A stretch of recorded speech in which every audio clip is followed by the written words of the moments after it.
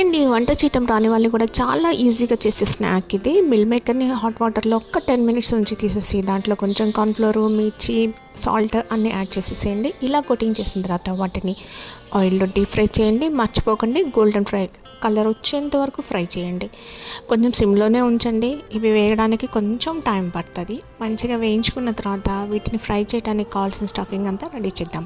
ఇప్పుడు వేరే పాన్లో కొంచెం ఆయిల్ తీసుకొని సన్నగా తరిగినటువంటి ఉల్లిపాయ, వెల్లుల్లి, పచ్చిమిర్చి, కొత్తిమీర అన్నీ వేసేసేయండి. అలాగే కొంచెం అల్లం వెల్లుల్లి పేస్ట్ కూడా వేయండి. టేస్ట్ మాత్రం భలే పెరుగుతుంది దానివల్ల.